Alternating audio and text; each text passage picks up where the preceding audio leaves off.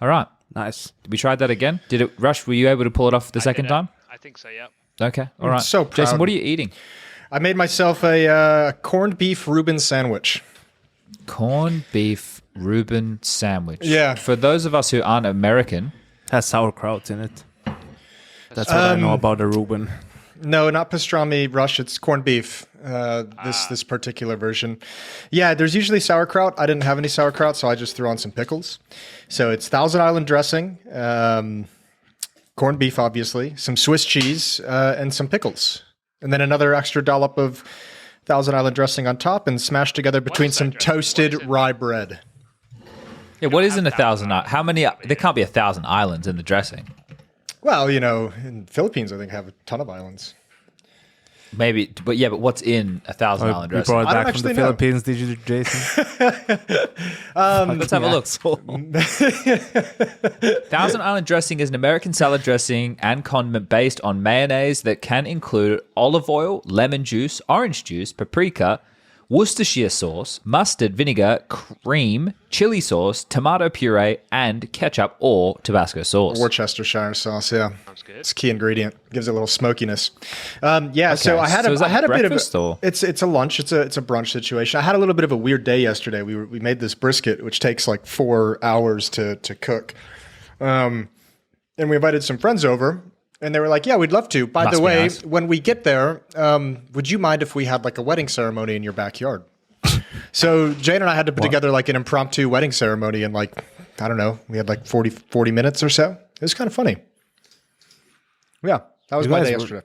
I feel there needs to be more details. Yeah, I mean, They're getting married in the summer, later in the summer in Wisconsin. And in the summer of 69. yeah, exactly. they did a test run now at your backyard.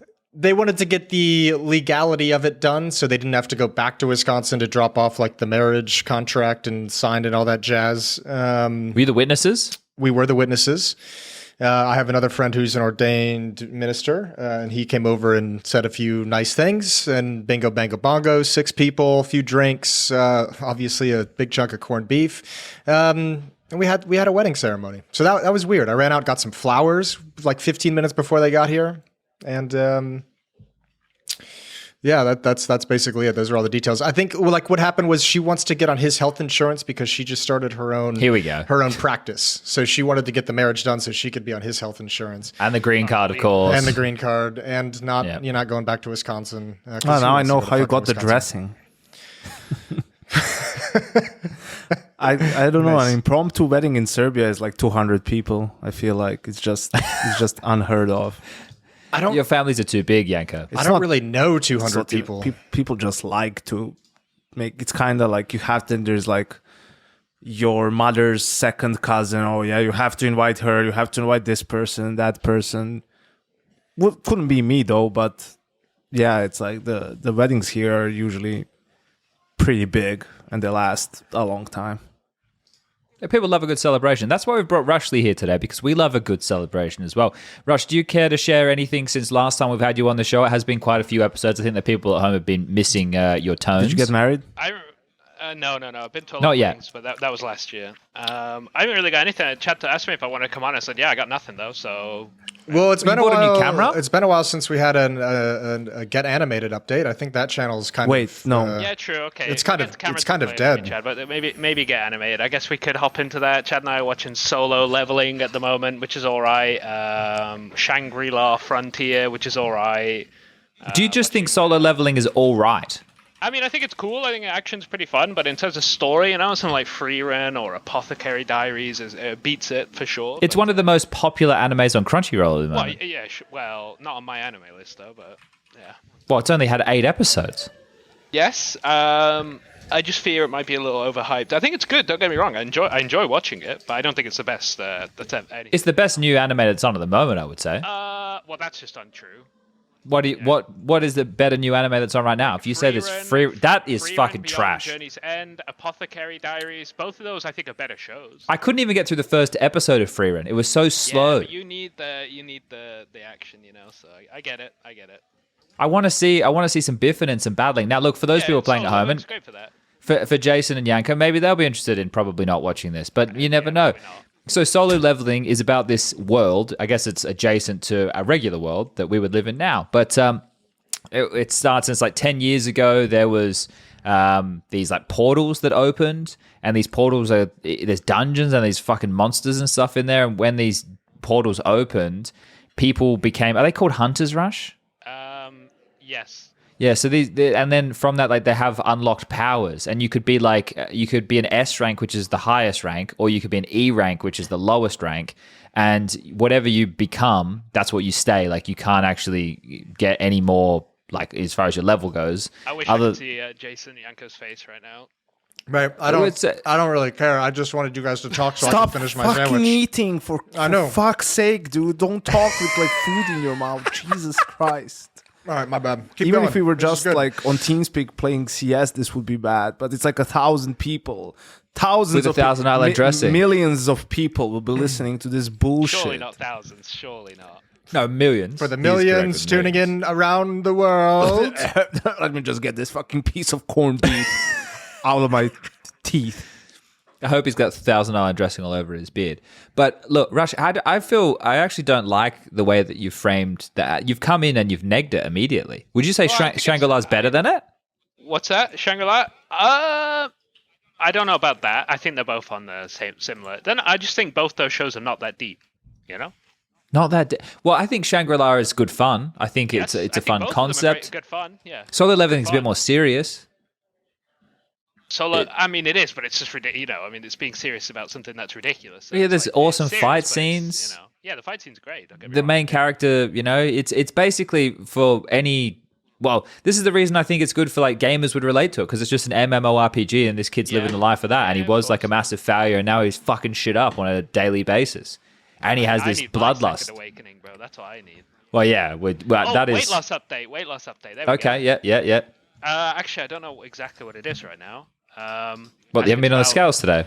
Not today, no. But I think we're down to about 27 kgs down. So we grind it out here. You know, we're still keeping it up. You know, dropping them kgs. You know. So you It's know still again, I the dare for you. a You walk, didn't know. change. You didn't like make a break or anything at all. No, not really. I mean, I braked kind of while I was at Keto, but not really. Somehow I lost a whole 100 grams while at Keto, so I'm very pleased about that, actually. I think But you're the not first stop one yet. to lose any weight in Cato, All right. because You should- it's really hard to keep a diet there. On events, yes. On events, well, just in general, right? I mean, I did, you know, dip into masala house, and I did have some naan at some point. I'm not gonna lie, but Wow. for the most part, I didn't eat anything bad. No sugar or anything like that. Anything bad as per your diet? Is that what you're saying, or do you just? Well, I there's mean, some in the- foods that you say are bad, Rush. Yes. Well, not bad, but like you know, I'm trying to do keto. I'm trying to be in that state of ketosis. You know what I'm saying? So I didn't eat anything that would like severely knock me out of that, at least. And I didn't, calorie wise, I didn't eat like a stupid amount. So Well, you were around today for the second coming of Vox Eminor, Rushley. I was, yeah. The team speakers have been taken over by the Aussies, man. We had we had Yam come and join us today for Pugs. You wouldn't quite believe it. So we got Yam, me, shit. That's a name Yeah, I haven't me- had to say in a while.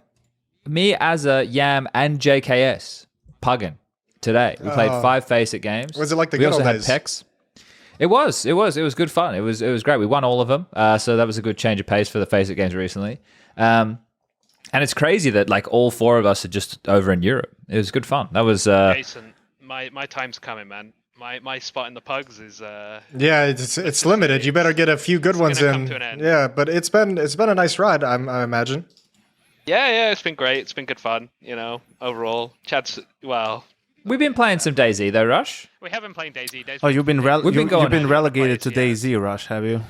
It feels like that's going to happen. You know, I still get offered the games, you know. I still get offered to play CS, but I feel like there is going to be a point now where it's just a full 5 Aussie stat. Rush, I've got just got a spot in my democracy crew. If you'd like to come play some Helldivers. Democracy Crew. Yeah, we're spreading democracy all over the bug worlds, bro. Oh, And even A focus team. even a couple of the Terminator worlds as well. he's talking Helldivers. Bro. Oh, it's so good. You guys don't know what you're missing out on. You guys got to get in on this. You guys have all seen Starship Troopers, yeah? It's like that is Oh, yeah. the game. That is the game. It's that. And it's fun. Yeah, we played the Starship Troopers game, which apparently is kind of close to Helldivers as well. But isn't that first Yeah. person? That one is first person. Yeah, I've Helldivers seen, is third person. Helldivers, I think you need to. You play can go to first understand person. it, 'cause- oh, you can. Yeah. Okay. Mhm. But I've watched Helldivers content. I can't tell you what happens in it, but I feel like it's one of them games you have to play to understand it. And we have spoke about getting into it, but our secondary game at the moment, is DayZ right now, and we're kind of fully into DayZ for the evening games at the moment. But Okay. I would like to try Helldivers. We've been playing a lot. We've been grinding hard. We've had I've had an evolution as a DayZ player. Initially with my DayZ escapades, I would say I was. Do you think bot would be too strong of a word, Rush? In the beginning, definitely bot. Yeah. Then you became like a peon, kinda. Yeah, it became more of just like making fires and understanding the mechanics of the game, but not being able to really contribute too much in any real biffs. And now I'm a fragger. You understand it. You understand how you're supposed to rotate in the game and all this kind of stuff. So yeah, Chad's a good ally now. And I just want to, while we're here on the topic, I just want to give a massive shout out to my biggest inspiration when it does come to DayZ, a person that I've learned an awful lot from, and somebody who I think should really be revered in the world of DayZ and all the things that he's been able to contribute to the game over the years. And that is one of my absolute favorite streamers. That is the Running Man Z. So I just want to give a shout out to Paul. You know, he's out there every day. He's playing a bit of Livonia. He plays a bit of Namaus, plays a bit of Chinoris. Sorry, Rush. What are you? I'm not gonna say how it is. What are you groaning? What are you groaning I'm about? in public right now. I'm not gonna say anything. I'm gonna say anything. Do you have What like is your problem with the Running Man Z? Sometimes I would call him Sleeping Man Z, but I'm not. That's all Wow. I'm gonna go. I'm not gonna start flaming someone. Chad, do you have an actual like human relationship interactions with this gentleman? He wishes. Never He have. wishes. Never have. I would love to get to know I was going to Paul say, and I what feel he's like up to. you're big enough in your field of occupation to be able to reach out and maybe, have a chat. Jason, he's just a humble guy. I think he's in his late 40s or 50s. Gotcha. Okay. He has no cam. He doesn't stream with a cam, and Good he's on just him. a really kind of chill guy. He's just out there playing DayZ every day. Just a He's down to talking his earth, stream. blue collar DayZ player. He's got 5.5 thousand subs at the best of times. I think That's he's not bad. a great. It's fantastic, and Rush. Look, I think I'm there not might. gonna say, I can't say anything. I'm not gonna say anything. There's a bit of jealousy here, There's so Jason. much I stuff think I was gonna say while you were saying all that, but I'm not gonna say anything. there's a bit of jealousy here, Jason, and I'll let you know Jealousy? why. Because Rush is one of the original DayZ content creators, and he never had the opportunity that to make far. it as big as somebody like the Running Man Z. So I think Rush is envious of. There's no envy. There's no envy. Oh, All right. you sure? I don't. That's how he Well, got don't get me his wrong, first couple of thousand followers on Twitter. Yeah, for me, DayZ. Yeah, DayZ. I was a DayZer back in the day. Do you want to give Streamer as everybody a brief history about your experience with? Maybe you could tell the story with your relationship with Frankie on PC, a controversial figure in the Counter-Strike community. I definitely have played with Frankie on PC once or twice, like not directly, just indirectly. When this, just coming across him in game and stuff like that. But I don't support any of the. Who's Frankie on PC? allegations. Okay, well. He was a DayZ, like YouTube content creator. He came to CS and he did the whole I learned how to bunny hop thing. And then Launders made a video of him, and then Launders got in a bit of beef with the fella. Ooh. And there was maybe some accusations of him potentially cheating in DayZ as well. That was a big thing at one point. Okay. Where do you stand on that, Rush? I'm a bit of a centrist, so I'm not going to say anything on that. Can't co-sign it. Can't co-sign it. Nope. Can't no-sign it. Nope. Feels like you're a bit of a fence sitter, to be, if anything. Yep. Sure. Come on, Rush. I'm trying to goad you here into being entertaining for the people at home, but you're really tight-lipped about this. Is it that serious? If you attack me, then we can get somewhere. But I'm not going to attack Frankie on PC. extraterrestrial sort of things. You know what I'm saying? Extraterrestrial sort of things. Yeah, whatever. I don't know. Are you I don't know the admitting words. that Frankie on PC is in fact an alien? I can't confirm nor deny this accusation you've just made. I'm just here to push my push to talk button and say stuff every now and then. All right, you're doing a good job at that. I think I pushed you into a bit of a box here today. A little bit. Oh, I wanted him to I want him to talk shit about the Running Man Z because you know he's got some choice words. I really wanted, but so Chad talks about this guy all the time, and I flame all the time. I don't really know anything about him, man. It's just the fact that Chad talks about him all the time. You know, I say a lot of stuff. I don't mean anything aggressive or anything like that. But when Chad was saying, yeah, he's got like 5,000 subscribers, I was about to say he's got like 5 grandkids as well, or something like that. Oh, wow. He is a dad. He is a dad, and he does look after his children. He's 38 with 2 daughters. One of us. Well, we don't know me. his actual age. It says it on his Twitch. It says it on his Twitch bio. He's not actually 38. If anybody asks him his age, he always says he's 38. This is one of the I'm things 38 forever. Okay, yeah. We've all know someone like that, don't we? Yep. Yeah. Maybe that puts you in a position of judgment now, Jason. I hear a shift in tone in your voice right now. No, I was just excited. I'm 37. We were right there. He's got a daughter. I have a daughter. You know, the similarities. Some relatability. We're cranking. Yeah. Yeah. All right. Well, Rush, do you have anything you want to contribute to today's episode? Outside of the fantastic DayZ stories. And the anime. And the anime, yeah. DayZ is pretty good. Actually, I guess if there's a chance HeavyGod listens to this, I believe he actually has played a bit of DayZ in his time, so it'd be nice to get him involved in the stack. Oh, you'd like to bring HeavyGod in? Okay. What's that? You want to bring HeavyGod in? Yes, if possible, yeah. Okay. All right. Cool. Anything? So if he's listening, I don't know how many people this reaches, but if some miracle he's Millions. listening, I mean, we get him in. Millions. That was the official figure, actually. Yeah, millions. Actually, yeah. Yeah. All right. People. Well, we don't want to keep you for too long, Rush. Yeah, all right. Let me get out of here, honestly. Yeah, send me your shit. Today. I apologize. Oh yeah. What file format do you want that, mate? We go through this every time. Give me a WAV. 24-bit. 24-bit WAV. Send that to your email. Oh, no, through like G Drive. You can send him access via. That's what I do. Yeah, you can email. You can send me the link. You can do WeTransfer as well. I'm very flexible. If it's a WeTransfer though, you've got to download it within 2 weeks or something. Right? Well, our server has enough boosters, Rush, on Discord that I think you can upload bigger files. How do you get the boosters? I think people have to contribute them. Yeah. Contribute what money?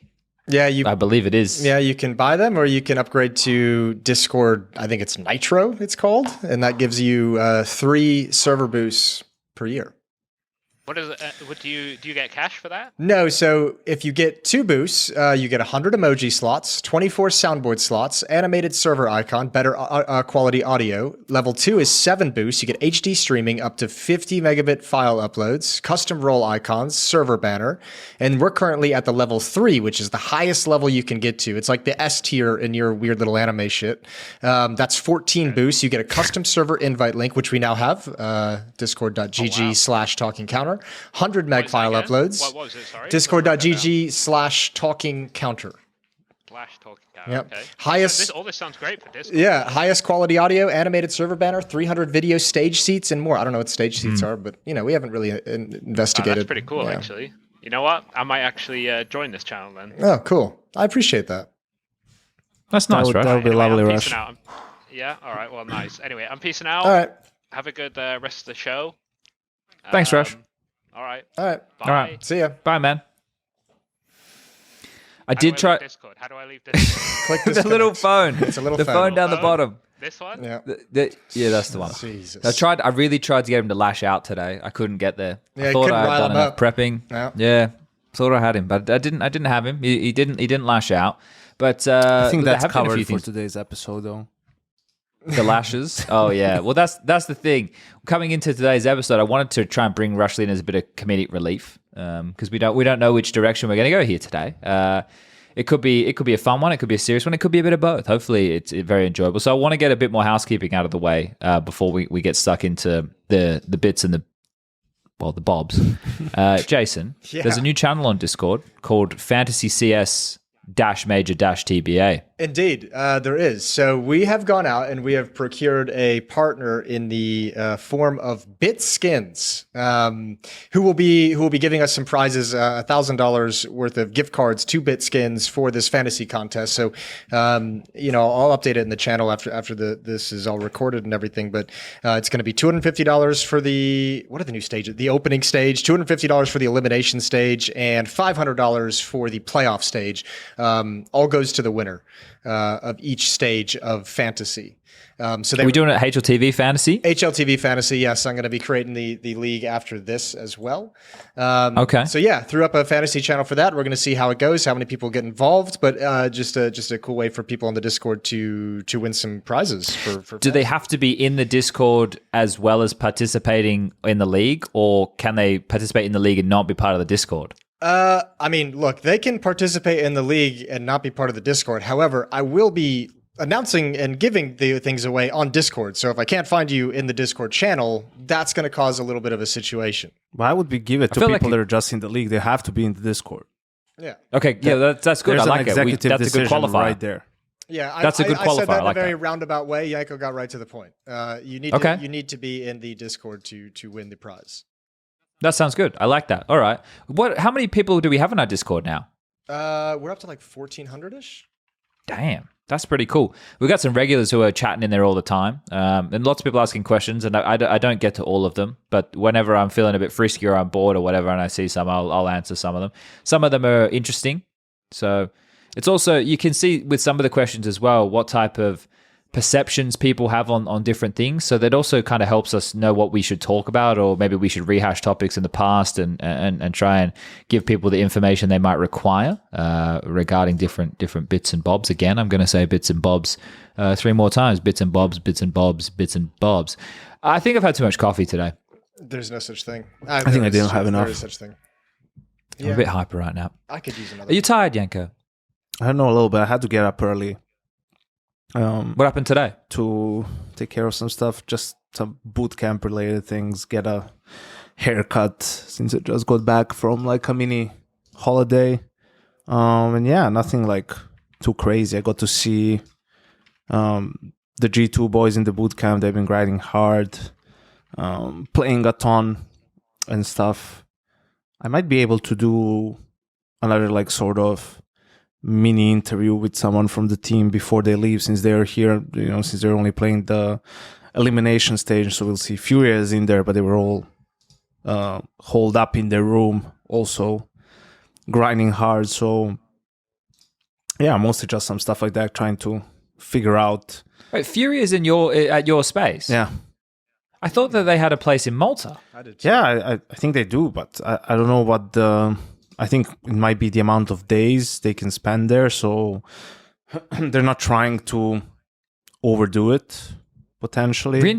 Interesting. Okay. I don't want to spill too many beans, but I thought that they had like full access. Maybe it was like the other thing could be ping. Yeah, that's what I was thinking, but it'd be crazy to build a play or to get a place in Malta knowing the ping was going to be that way and then not use it. Yeah. Yeah. Interesting. I mean, I don't think they built. They just rented out like a villa or something, so. But you have to have employees and stuff here, I think, with those type of schemes here in Malta. Schemes is such a fun word, isn't it? That has a very odd connotation to it. It gives a very strange vibe when you call it a scheme. When you call it a scheme, yeah. Oh, dear. It's like they're nefariously trying to fucking prop something up. No, I think to do what they were doing, I don't know the exact details, but I think to be able to, you need to bring a certain amount of resources to Malta for Malta to make it worthwhile to grace you with, visas or this, that, and the other, which is not my situation, but it's situations that I've heard about with different teams and what not. But that's interesting. I guess you get that kind of a scoop of what's going on in the lead up to the major with those. That's a cool little, you've got your ear to the ground. Yeah, a little bit, just spying on them all the time, peeking outside of the window, seeing like which maps they're playing, who stopped fragging and stuff. But no, I mean, a lot of teams have just came over straight away. There wasn't much time for some of them, like they had the Americas RMR. There's only for teams that are playing the next stage. It was 2 weeks, not even 2 weeks, like 10 days. Furia came pretty much straight as fast as they could from Mexico to here, and they're playing, and they're leaving tomorrow, I think. Leaving tomorrow, Thursday. Should we?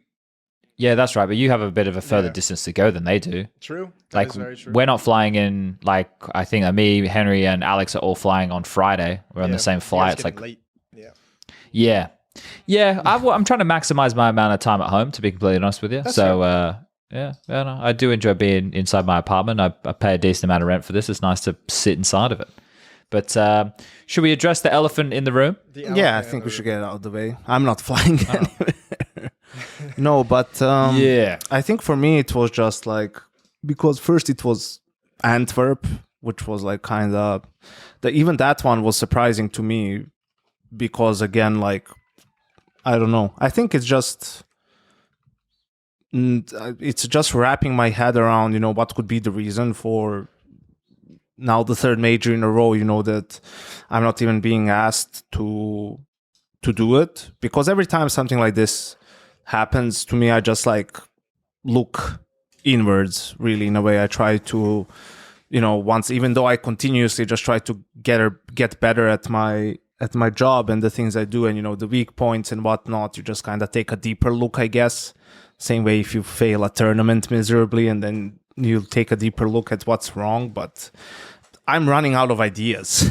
I'm running out of things where I can go and be like, oh yeah, I need to get much better at this. I mean, obviously there's things to improve on, but to a point where it would make a difference to me being hired or someone else getting hired over me, like, I don't see that. I don't think that's the case, especially seeing at some of the people that were hired at some of the previous majors. Like, I don't think you can realistically make a case that they do a better job on the desk than I would do. So then what the reasons are, I don't know. I can tell you that for the first time in my 10-year career, I've actually reached out to the TO beforehand. I never do it because of one simple reason. Like, people know who I am and what I do, right? Like, if they want me for their tournament, it's easy to find me, right? Like, what's the point of you going to them? In a way, you also lower your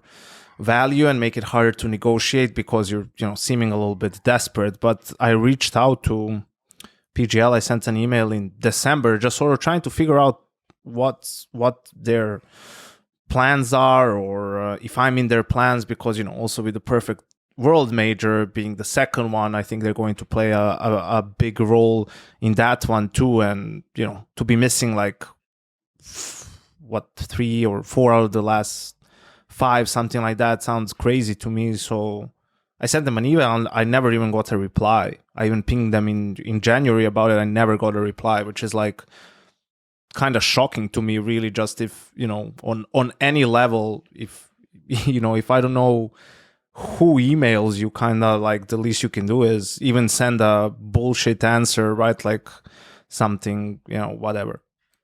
But that was really surprising to me because before I went coaching and stuff, I feel like I had a great relationship with PGL. I even did Stockholm, which, I felt was some of my best work. And then after that, nothing. So yeah, I'm probably as perplexed as some of the other people are. If someone expected me to have an answer, oh yeah, this is what's going on behind the scenes, like, I really don't know. So it is what it is. It sucks in a way because, I have plenty of work. I'm not worried about that from that side of things, but the majors are kind of the pinnacle, right, that we have in our scene, at least when it comes to the hype around it and whatnot. So it in a sense, it's almost like, or it's supposed to be a nod to like the best people in the industry. Like, if the best of the best should be there to do it. And I think it's obvious that has also changed, at least when it comes to, Blast last year. PGL so-and-so, I don't think you can really knock, like, that's another thing. Like, there's only so many spots, so you can't really knock on the picks on the some extent. Someone's going to be left out every time. But to be honest, from my perspective, I'm definitely not the guy to not be there. Also, 2 times in a row, if you're organizing it, like, I guess it's something else, which is why I reached out to see what happened or what's going on, but got no reply. So I'm kept in the dark when it comes to that. So yeah, I guess it just kind of sucks. I don't care that it's like the first CS2 major or anything like that. Any major, whether it's the first, the last, or in the middle, all of them are important and fun to work in a sense. So it's just disappointing and a little bit puzzling as to why that's been the case, but life goes on. Yeah. It's you go, Jason. No, I was just gonna say like it's.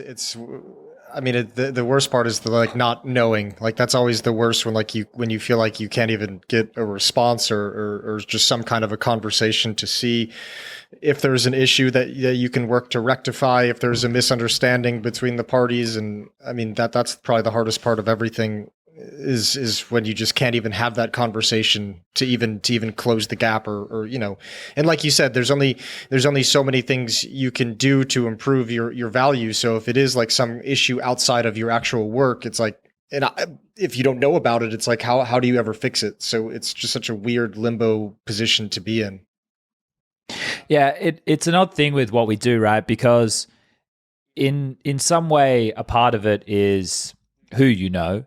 The other part of it is what you do, and then how that is perceived by the community, right? And like, there was obviously a lot of people who were commenting, whether it be other colleagues or whether it just be fans or viewers of Counter-Strike, who are a bit puzzled with you not being there. And even talking to some of the people that I'd regular with, they were also asking the question like of why is Yanko not there? And you can't give an answer. Like I don't know why Yanko's not there. Yanko doesn't know why he's not there. So that's like you're saying, Jason, is definitely the most frustrating part. And then you also have the problem because like we all talk, right? So Yanko knows in the lead up that he hasn't been contacted, but the rest of us have, throughout different moments of discussion back and forth with the TOs. And in that point, that's where it's like you can't come out, and we call it doing a red eye. You can't come out before like the talent announcement and try and cause a fuss, because then essentially you're trying to strong arm the community, right? You're trying to use the community to leverage the TO by being like, oh, this guy needs to be there. But so getting a post on Reddit and having 100 comments and a bunch of votes, getting because traction on Twitter and social media. Yeah, and if you're the TO, then like, why would you even want to then hire the person, because they've just weaponized the community against you and stuff like that, and it becomes this like weird. Too. That is just so gross. Yeah, it just becomes this weird thing. So there's, other than doing what you did, Yanko put out a tweet there expressing and talking about it now. Like that's the thing, you can't really do anything about it. Which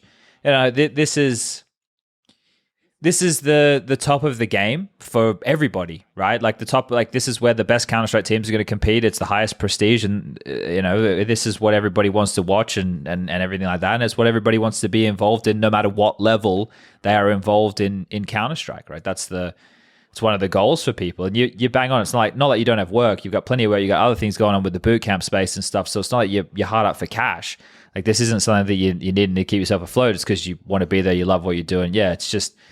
It's one of these anomalies, right? Like there's not an anomaly. It's happened a couple of times. Yeah, that's the problem. Is like, why always me? Like the shout out to Balotelli one time, but that's like the kind of the weird thing for me as well. But yeah, I'll say I would never do something like. I also agree that for me it's disgusting to put out a pity post like, oh yeah. Not getting asked one more time, or not getting asked despite doing my best. Like I've been working so hard this year. It's like, motherfucker, that should go without saying. Like what? You're the only person, like you're the only person who worked hard. Like the people that hired don't work hard. Like, or what I mean? Like that's a prerequisite to be good or become one of the best, is to work your ass off. Although, some people are constantly on about it on social media. That's just not my style. But I have to say one more thing. I was really surprised by, the amount of comments and support, whether it's like people I know and people from the industry to, just fans and people, being surprised and just voicing their support. So that's been awesome to see. I mean, that's definitely helped me a little bit in dealing with the situation. So yeah, thanks to everyone who made the effort to put a comment or just say some words to, some whatever encouraging words. Yeah. I think that was nice. I think like when we step back and we look at this from like a broader situation, and like not just yours right now, but just TOs running events in general, right? It is, and we understand this more than anybody. It's their prerogative in terms of what they want to put out there as a product and who they want to hire, which is why like the whole pity party thing of, you know, going ahead of it and trying to leverage the community against them is not something that I think, especially the three of us, I think we align with this position. And it's not something any TO appreciates. No. But the thing is, it's like that's if it's the event that they have been given the custodianship of running. The talent part of it has nothing to do with anybody but the people who are putting on the broadcast. I think the key here in this situation is wanting to try and find out what the issue is and not getting a response in that regard. But like this is the thing, like with these events. The TO can pick whoever they want. They can keep whoever they want for whatever matches. They are the ones who are picking and choosing which people are doing what games, right? Like that's completely up to them. It's completely their choice. So it's one of these things where I was talking to some players in Cato, and they I think they have like a different understanding of how all the decisions are made. They're like, oh, so like how do you guys decide who's going to do what games? Like, what do you mean? Yeah, like, we try and what do you mean? How do we decide? We try and avoid that responsibility at all costs. There's a document that they give us. We've all seen what happens when anyone gets close to that shit. So talent, stay far away from that. Yeah, don't you fly too close to the sun. I would say Pro League is the only one where we are making more decisions in terms of who's doing what. But when the workload, like, and we're all trying to be so creative and stuff, it's like, hey, it's more like who wants to do the final, or you know, we're changing between maps and who wants to get involved. It's less like, oh, I want this, or it doesn't really work like with especially with the group we have during Pro League. So that's a different position completely. But this is some of the stuff as well, and I kind of just expect people to know, but we don't talk about it as much.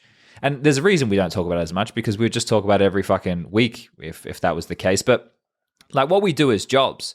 Like there are different people who are in different positions with different companies, right? Like if it doesn't take a fucking genius to see that Scrawny and Launders are more aligned and in favor of Blast, and then like the same for me and Alex in regards to ESL. But it's not just like me and Alex. There's a core group of people who are working some of their events, but there's also people who are freelancers. There are people that have like certain term deals. There are people who have who are full-time employees of some of these companies and have been over different iterations of things over the years. And like and again, it all boils down to what that TO wants to do and what they want to put out there as at the end of the day as that product. And I see like a lot of comments, right? Like at the moment, like, oh yeah, good casting lineup, but I fucking hope Machine and SPUNJ don't get another grand final. I want Harry and Hugo to cast it. I want Harry and Hugo to cast it too, just for the record. I would love to see those two doing a grand final. But like me and Machine didn't choose to do the major grand finals. The TO said, you guys are doing the major grand final. And we went, okay, well, that's what we're getting paid to do. We're going to go out there and do our fucking job. And then the way it gets like framed is like attacks on like me and Alex as people and all that. It's like for hogging the grand finals. And, it's like, man, what do they want me to do? The same right?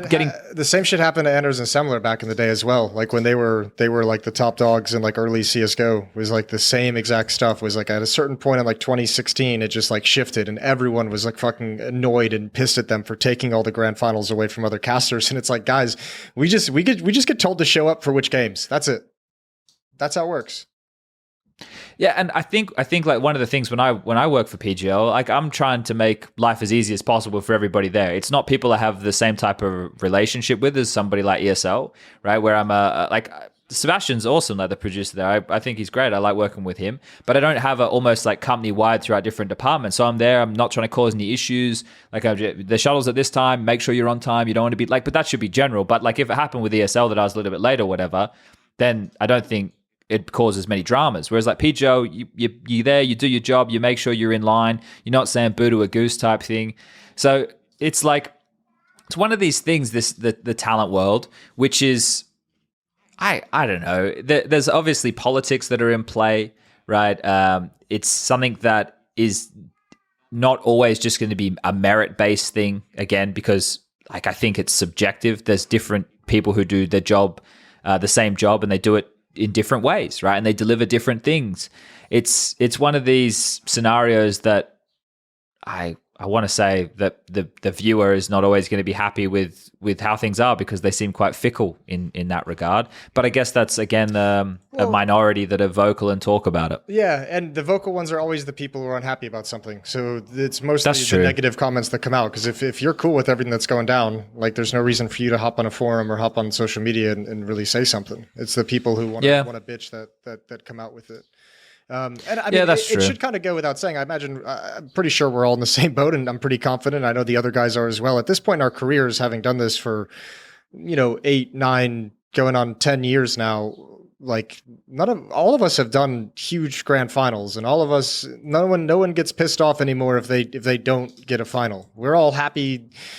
Like you said, happy to see Harry and Hugo do a major final. At this point, I would love to see that for them because they've been working hard and doing a really good job, obviously. And we have a crew and talent that actually just genuinely enjoy seeing each other succeed and do good work, because this is a crew of talent where everyone cares first and foremost about Counter-Strike being presented in the best possible light. And in that sense, we all root for each other to do awesome shit. It's that simple. Yeah, well, most people. Most of the people. Yeah, not all of the people. Most of them. I think just with what you were saying, Chad, I also want to just make it clear out there, I'm not employed by ESL. Like, I just do a lot of they just want me to do their events, and I oblige. Like, anyone else is free to do so. But I mean, that's why some other people perhaps aren't there. I think the other big one is obviously in the hosting department, and neither Trace nor Freya are there, which, also sucks with the amount of work they've been doing in CS recently. I think they've both been doing great work, but one part of that might be politics, the other might be I don't know what. I think actually, if you look at it, that's like probably where there's kind of the biggest competition in a sense, with Richard and Shocks haven't done as many events in CS lately, but Richard's been around CS for a long time, and Shocks is one of the best just in general at the role, doing it for league. So for PGL, if you look like, they want to do something different, like not have the same people, like that's also their right in a sense, but it sucks for Freya and Trace, that it falls on their back, or it breaks on their back. I don't know how you say it. We have a saying about it, like in that way. Yeah. That's the thing though, right? Like, there's obviously a lot of quality people who are doing the jobs, and it just kind of gets in this scenario again where it is the prerogative of the TO to pick who they want to be doing it, right? And that's the way it all shakes out. I also saw some people like, but why couldn't there just be more analysts? It's like, well, not really. I mean, there's not going to be 2 desks, which is what some people maybe imagine. That was only done for Rio.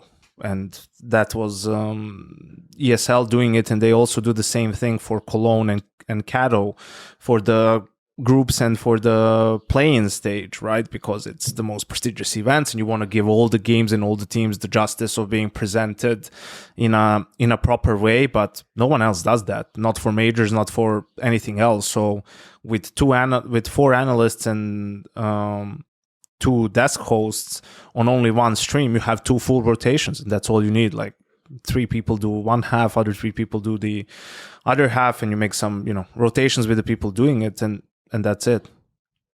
Yeah, I think it'll be like the RMRs, where the responsibility of doing the pre-game and post-game stuff will be on the casters who are casting those matches for the B stream games, which, yeah, there's, like I said, that's how it worked for PGO in the past as well. So if you're a B stream caster for that day, then you need to double as like a host analyst or that type of pairing and talk through the particulars in that regard. I think that's like, this is one of the problems, right? Is when we talk about ESL stuff, it just gets framed as, these guys are ESL shills. But I think there's a reason that everybody wants to work for ESL.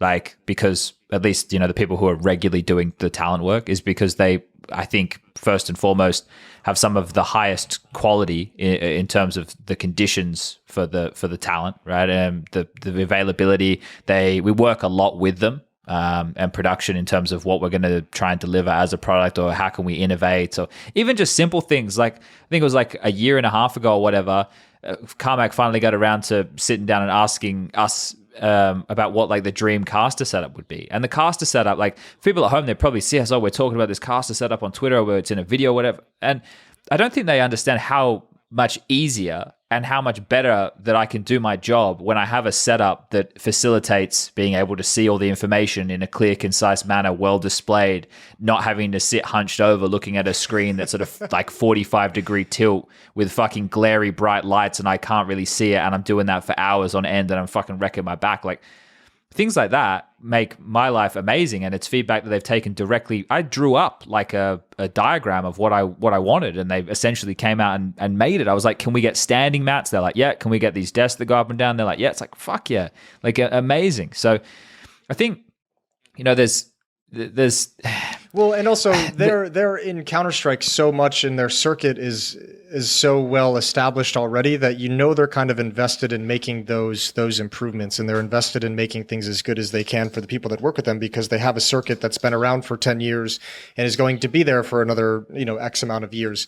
And that's always the difference with going to work for a TO that's like a one-off event, is you kind of just show up and your conditions are what they are, and there's no incentive necessarily for those things to be improved upon, because it is just like, get through this week, get through this event, and we don't know when the next one's going to be. But that's what it was like back in the day, Jason. Yeah. Like, this is something I think that people, especially maybe newer viewers, aren't familiar with. But back in the day, pre-pandemic, we would almost go from week to week. It'd be a traveling circus around the world, and we'd work for this TO to that TO to the next TO to the next TO, and you'd just go non-stop, and you'd go from hotel to hotel, and you'd work for everybody, right? And that's not really a sustainable lifestyle. It's something which is very, look, it's awesome. Don't get me wrong. To get to travel around the world talking about Counter-Strike is amazing. But just take a look at some of Graham Pitt's tweets. It's a shuttle from an airport to a hotel, and then you're inside a studio somewhere. Like, that's essentially the same thing we're doing as casters. And if you get a bit of time to go out and check out the place or whatever, that's great. But a lot of the time back in the day was just spent at the bar afterwards, decompressing and trying not to let the load of probably not exercising, eating properly, and being sleep deprived all the time from just all the travel and jet lag. But one of the things that we were hoping for was that it was going to either slow down a bit, or people could get a bit more consistency in work. And that's like at least of knowing. Because remember, back in the day, you'd get hired like a couple of weeks before an event. Dude, you get hired a couple of days before an event. Yeah. You'd be like 3 weeks on the road doing a 1 week long event, and like on the grand final day, it'd be like, hey, you want to come here on Tuesday and work this event for a week? And you're like, oh, guess I'm adding a week onto this trip. I better find a place to stay Monday night. That's what it was in the early days. And I mean, it was awesome and it was cool. You can't do that for a decade without blowing your brains out in some extent, without going crazy, as we've seen people do. Yeah. Well, there's good examples of that, right? And I think over the years, something that I have preached to teams is that, like, especially when it was open slather, is like choosing which type of events you want to attend, right? Not just attending every event because you're going to get burnt out. Well, the same thing kind of goes with the talent. So if I was a team, I would want to attend the events that had the best conditions for me in locations that I think are fun, and hopefully have a good amount of prize money. That's what I would do if I was a team. And then, like, me as a member of the broadcast, like, I want to work in a place where I know what the conditions are going to be like. I know what the people I'm working with. That Bet Boom event that people went out there and did, right? They were sharing clothes. Like, I couldn't imagine what that would have been like. That's like really rolling back the years. Henry taking the pants off and giving them to launders or some shit because they wanted... Yeah, and like the shoes and stuff. The bowling shoes because they wanted it to be fancy dress, and nobody brings fancy dress clothes anymore to those events. Yeah, it's just like crazy stuff. Like, so you don't know, and then every 3 rounds having to do like a sponsor plug, right? It doesn't even matter that it was a gambling sponsor. It just matters that it was a sponsor in general, right? Like breaking up what you're doing as your job, having to plug something every couple of rounds. It's like, bro, I'm here to cast Counter-Strike. Like, what? Fuck me. Can I transition this a little bit to an adjacent subject? Yeah. Do you have more to say on this one? I just want to say, because I think what Yanko said is important, and I want to say the same thing, because I get pigeonholed in the same way. I'm a freelancer. I can work for any TO, and the reason that I don't work for Blast is they don't want to hire me as a commentator, and I want to commentate. And I'm selective what type of events I want to go and work. I have offers from other TOs, but like I just said with that Bet Boom event, for example, it's something which I felt was the unknown, and I heard there were some issues after the event with getting paid and everything like that, and I don't want to do those things. So You know, Not a mountain life. I'm a freelancer. I work for anybody if it's a gig I want to do. I'll third that. There you I go. too am a freelancer, and I will work for anyone who wants to work together. In any role as well. Apparently, yeah. The Swiss Army knife, In any. the Michigan Army Had knife. to get that one in there. Well, first I took Bart off semifinal. Now I'm here to take your analyst desk. Get fucked, Yanko. Oh, you need someone who's on par with, who's on the same level with Blair. And I don't mean so they can make the desk same. That's Oh, not bad. dear. All right, I did something, boys. I put on a little bit of a investigative cap, and I brought some numbers Okay. because I want to educate the masses today. So I'm going to run a little bit of defense here for TOs and a general concept, and obviously specifically with the major going on, this is a little bit of defense in terms of PGL. Okay. Just because I've seen comments, and I always fucking hate seeing these comments. It destroys me. I see it on Twitter. I see it on like Reddit posts. I see it on HLTV threads. I just see it everywhere whenever there's like an event, and obviously it pertains to talent not being hired. And there's obviously talent that I wish that was going to be at this major that's not. But the comment is always, someone always posts in like, oh, the PGL's too cheap, or PGL's cutting corners and wants to save money and wants to, they don't want to spend all the money in the world to get the top dog. So, they're just being cheap. And I fucking hate that because it's usually said by people who I would probably put like 98% confidence in the fact that they have no clue what they're talking about in terms of numbers. So I went out and I actually got some numbers for you. You ready for this? This one is like mind blowing. I don't know if it's going to blow your guys' mind, but it blew mine when I heard it. Is Is this when you were doing your internship at Immortals? I can't see. I always thought that was a good idea. You guys were always making fun of me. For that. Are you going to be serving coffee for fucking Tommy, mate? I had nothing to do for like 3 months. I was like, let me see another side of the industry. I'll do an internship. Fuck it. So PGL for the RMRs and the major itself. You guys want to guess how much do you think their cost is in terms of total talent fees for the RMRs, which is 4 weeks of work, and the major itself, which is 2 weeks? Fees? Fees. How much should they pay out in just talent fees? Not hotels, not flights, just talent fees. Well, I was going to say I get paid the most. I think I get paid the second most. Yeah, we're shops Let there me now. try and... Exactly. Well, we don't have to go. We don't have to break it down into individuals, but yeah, as a total. No, well, I'm trying to just work out an average. Trying to reference it, sure. The people that did the Asia and Americas would have got paid, I would imagine, significantly less. That's going to bring my average down. Let me just go with that flat. Fuck, how many days were we there for? What was it, like 2 weeks? Just more than 2 weeks. It was like 3 weeks. I don't know. Okay. Almost $1 million? Sure. No, $500,000? I think it's 600 to 700K. Okay, those actually aren't terrible guesses. You guys kind of split the difference. It was around 850,000 for just talent fees For the both combined. for both RMRs and the major. And just to be clear with everybody playing at home, Valve did not contribute any money for this side. They only contribute money for the prize money and the flights and accommodation for the players. Yep, $850,000 US. in that ballpark, yeah.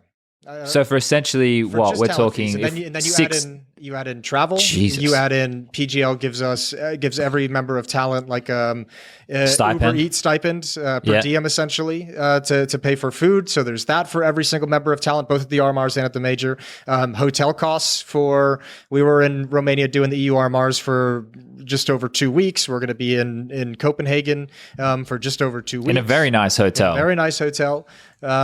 So you do that, and all of a sudden it's well over. It's probably I don't know let's just say 1.3, 1.4, 1.5 million for just talent. And they've got to hire the fucking venue. I don't think they've got other to ship costs are in double everything. that, though. I think it's more like 1.1 or 2 million, something like that. I mean, which is still substantial, but also you have to remember shitload of money. That's like what's the major is not 3 weeks, but a little bit less. Plus media 2.5 days travel, and then there was 4 in the. So that's like 7 weeks of hired work. Like the lump sum is a lot, but also there's 16 talent for the major. There was even more. Well, at any given time, how many people were there? There was one desk, 3 analysts. three analysts. one That's host, one interviewer. James was interviewing, and 4 caster pairs. 4 or 5. So that's like 9 people, 10 people also that you had.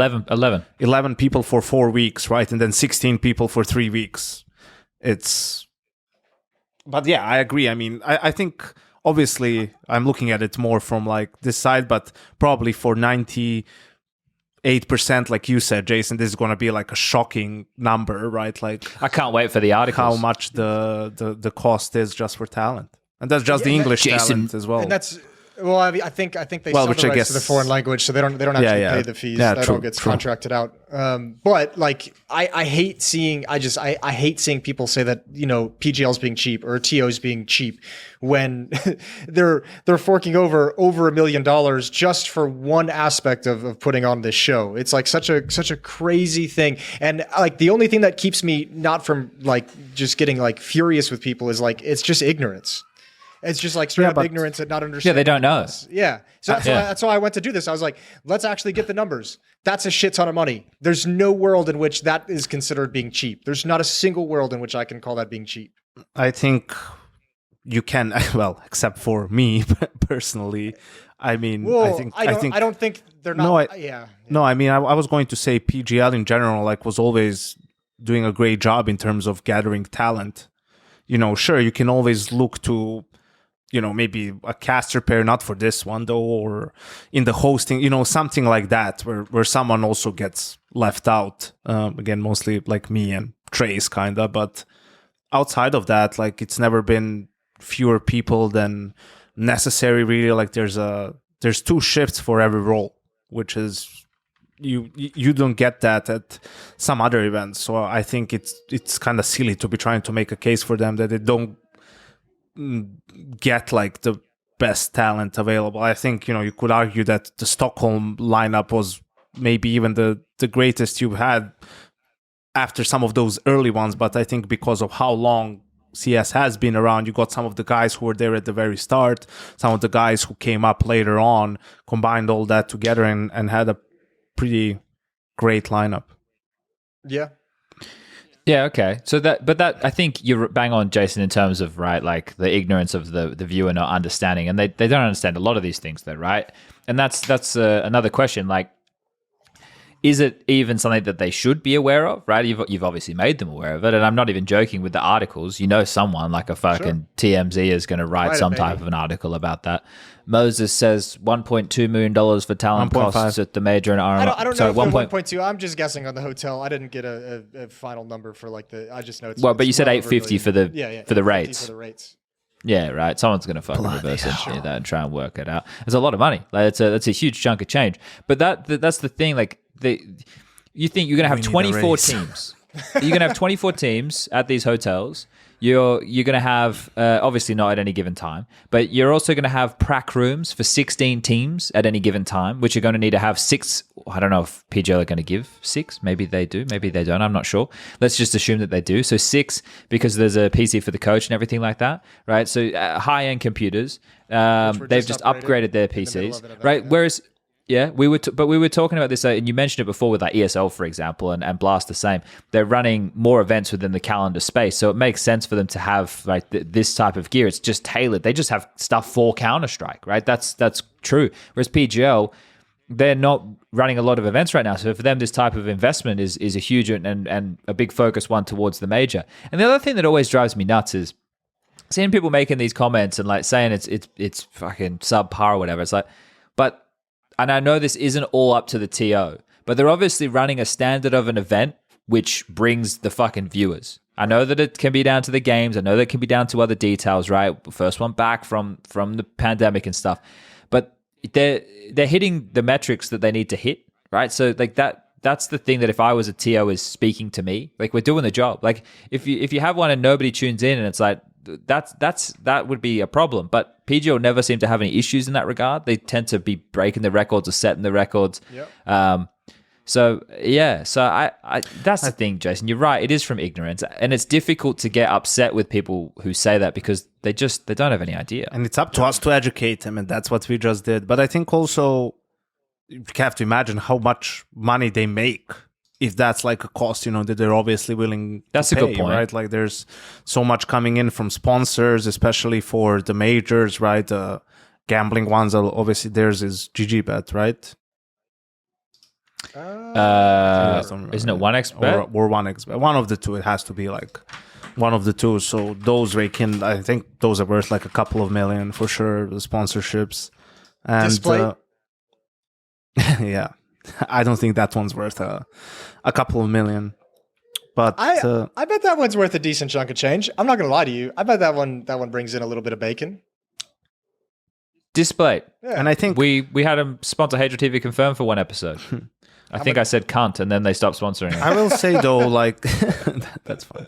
I will say though, they should have probably tuned in before sponsoring you should just see what to- they're getting into. Yeah.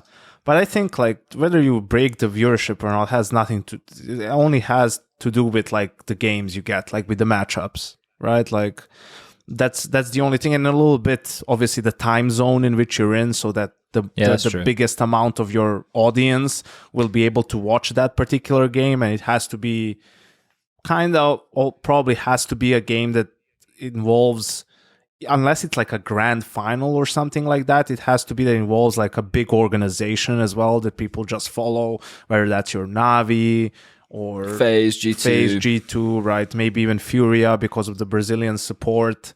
And anytime we've broken the viewership record, it's been when the game goes into overtime.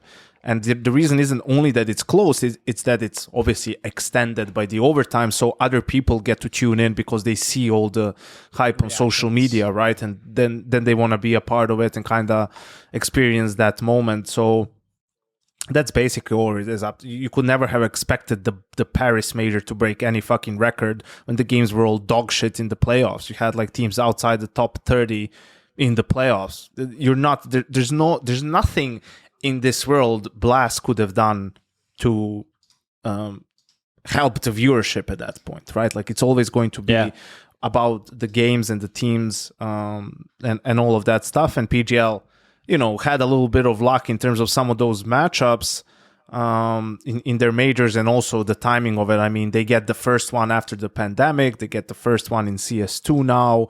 Antwerp wasn't so much about that, but it had some really good games. Like FaZe Navi was the grand final, two of the best teams in the world, really, at that point. The previous major winner against the number one team in the world. So all of that stuff helps really with the viewership.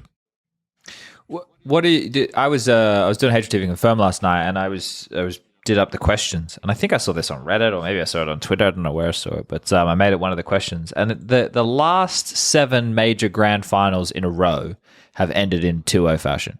Yeah, ever since Boston, I think it was. Yeah. Boston was the last one that was a 3-mapper, I think. Yeah. Shit. Which is fucking insane. Like absolutely mental to think. Like when you go through the matches and you think, oh, which team was playing which team and everything, they go, oh yeah, well, Australis won a couple of those ones there and this, that, and the other. Like, yeah, it makes a bit more sense. But to think that 7 in a row of the grand finals have been 2-0s is just nuts. And now we have MR12. This could be a really quick grand final. I hope PGL got something special planned for the show match because could be a quick day for the Royal Arena. Yeah, I think it could be. Go ahead, Jason.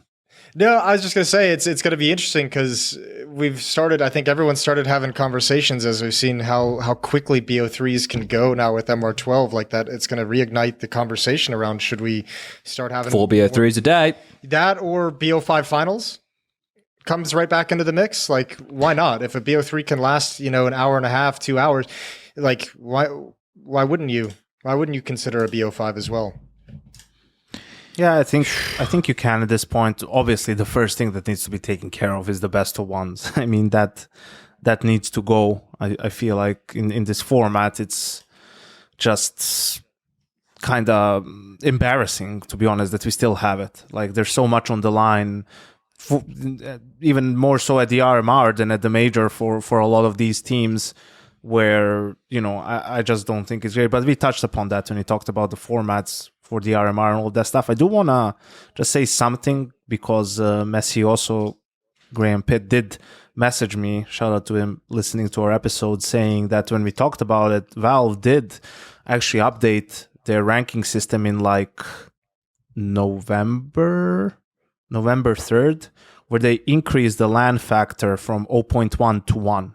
So there is, LAN games do matter more than online games, and they added another thing where it was like they increased the decay from older events, right? So they don't count as much, and the RMRs in the majors are worth a little bit more in the ranking as well. So they did make some of those small adjustments that I missed. I mean, he said, yeah, everyone kind of missed it. It flew under the radar. So it's good to see that. I think obviously good seeding is the number one thing that can work with a lot of the formats, but then we can also get rid of these triple elimination formats and just do all best of threes. I really think the kind of the format that we have in Katowice and Cologne, where actually at all the IEMs is, the 8-team group kind of for GSL, right? So I think that could work really well in some of these phases, because you mix and match when you go to the lower brackets, so you don't play the teams from your side of the bracket, which is kind of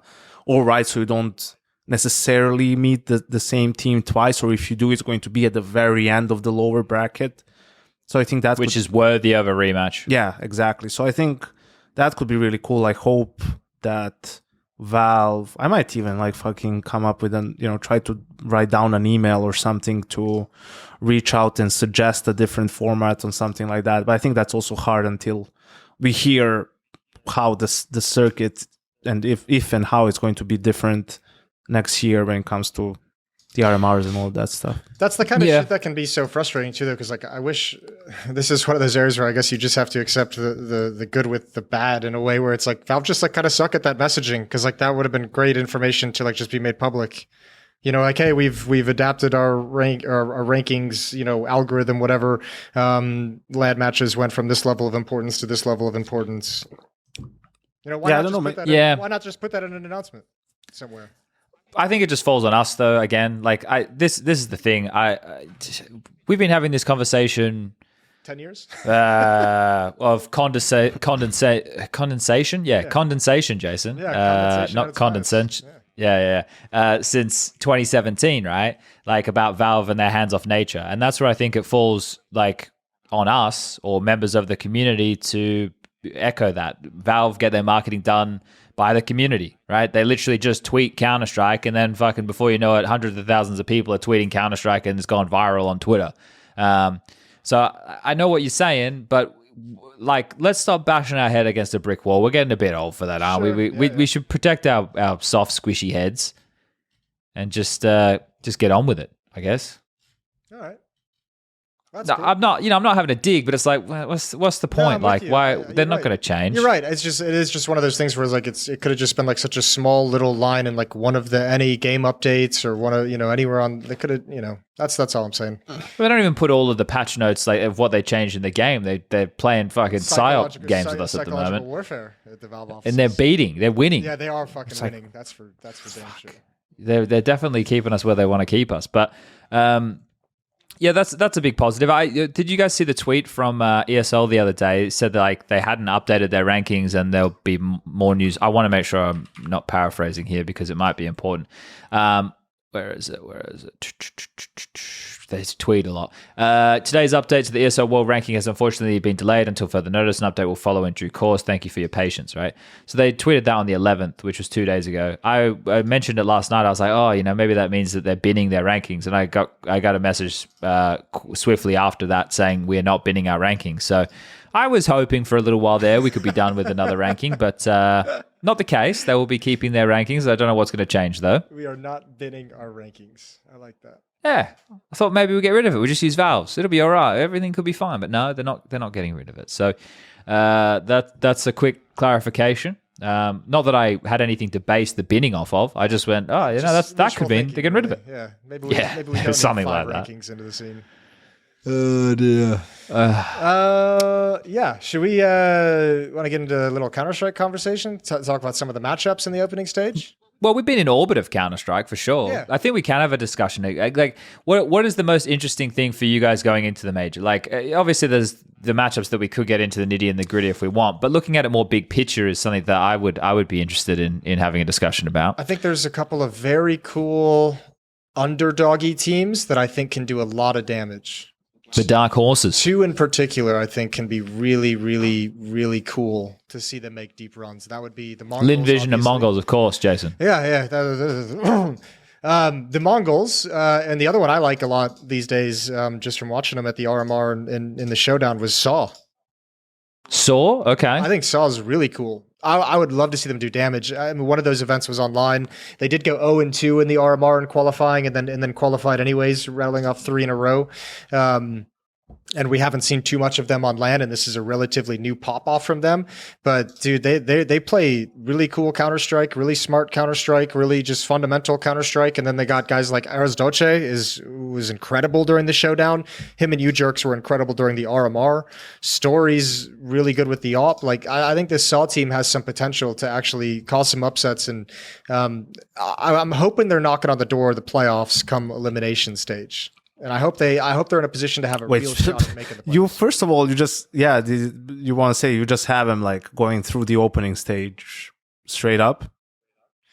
I think so. Yeah, I haven't sat down and like looked at every team and gone through. They should do. I think they have the real.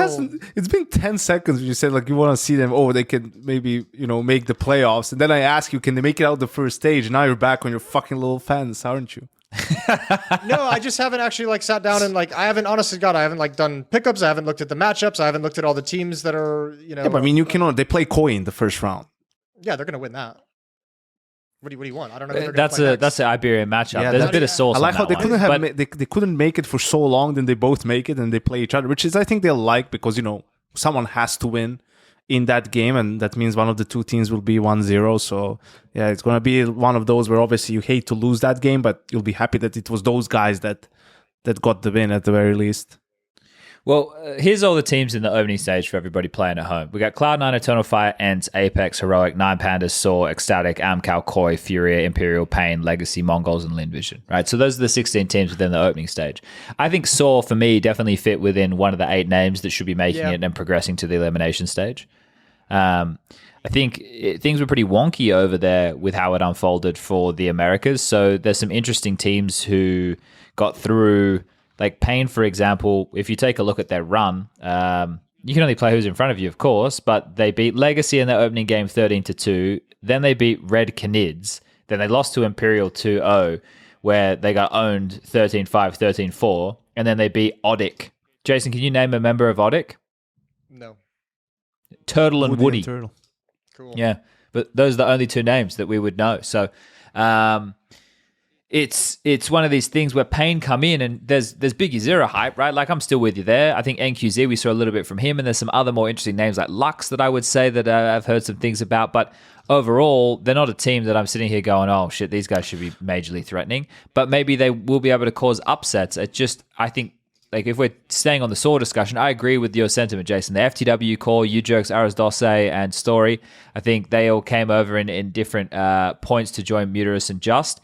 But the fact that they're there, and I think this is something that we're seeing more of in general at the moment, is some good team Counter-Strike, some good ideas, like some good macro play, and it's good to see teams of the same nationalities doing well. And I like what we're seeing from Saw. I would like to see them make it through the next stage. And you see strong individuals playing team Counter-Strike too, which is really cool, because a lot of those, I mean, over the years, like a lot of those kind of upset underdog teams have gotten there because they have strong individuals, but they've never really been able to completely break out of that, like, I'm making individual plays frequently, and that, sure, as opposed to a good basis, right? And that's kind of what I've seen out of Saw over the past month of the RMRs and the Showdown, and I'm just like, that's fucking sweet. When you have those strong individuals playing good team Counter-Strike, that's a dangerous team that I want to watch the major. Boys, I'm going to leave you to keep talking for a second. I have to run to the bathroom. Yeah. Ever since I turned like 32, I can't hold my piss anymore. So be right back 1 second. Should probably go and see a fucking urologist, but not just for that. I think at that point, it is kind of like it's time to. I think for me, I think I look at this stage, and I'm just thinking, which are the teams that I think should go through, no matter who they play, right? Like, because for all of these teams, we can say luck of the draw or whatever. And for me, those teams are Heroic.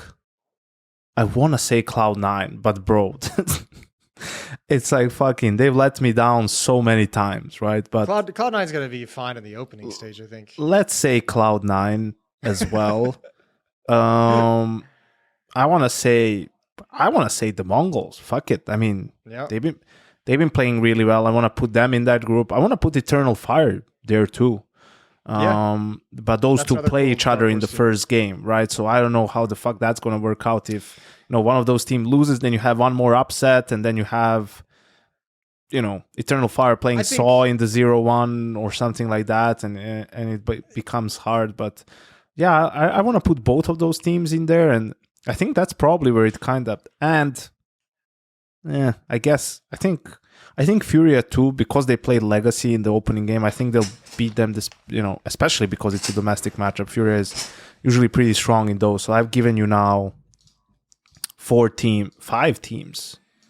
Actually, I mean, I think the fun thing too about this is like I feel like you can also go through this from the other direction, and I could feel like I can pick out 3 to 4 teams that I know for sure will not make it through to the next round. Say it. 9 Pandas, Amcol, get him out of there. That NIP game's still living rent free. Still haunting him. Yeah, it's still broken me. Legacy, I don't think Koi would, but I'm not super sure on Koi.